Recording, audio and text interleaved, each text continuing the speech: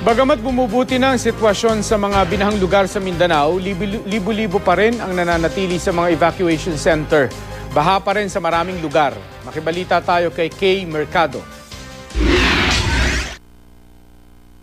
Panakanakang pag-ulan na lang ang nararanasan sa Agusan del Sur, pero maraming lugar pa ang lubog sa baha, gaya sa bayan ng Bunawan. Ang level ng tubig sa Agusan River lalo pang tumaas. Nagpapatupad na ng forced evacuation ang lokal na pamahalaan, pero may ilang ayaw lisanin ang kanilang mga bahay. Sa gymnasium ng bayan, pansamantalang nananatili ang mga pinalikas na residente. Sa tala ng provincial government, 4 na ang namatay sa Agusan del Sur dahil sa flash flood.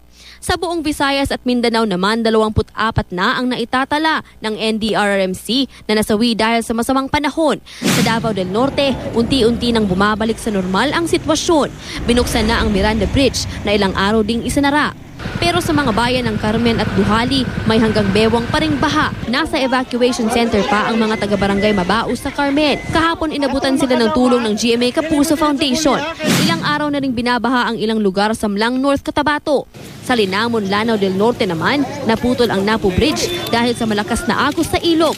Ayon sa NDRRMC, 70 kalsada at 32 tulay ang hindi pa madaanan sa mga apektadong probinsya. Napinsala naman ng masamang panahon ang ilang barkong nakadaong sa Matnog Port sa Sorsogon.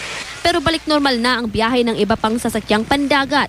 Sa Hilagang Luzon, hindi pa rin pinapayagang bumiyahe ang maliliit na sasakyang pandagat dahil sa naglalakihang along dulot ng hanging amihan. Pero may ilan pa rin nangahas bumiyahe. Ang ama ni Reslin Gonzales na si Rogelio Tupas, ilang araw nang pinaghahanap matapos pumalaot noong Lunes mula sa Pagudpod, Ilocos Norte. May isang Vietnamese vessel namang pansamantalang dumaong sa baybayin ng Narvacan, Ilocos Sur dahil sa maalong dagat. Kay Mercado, Nagbabalita, Pilipinas.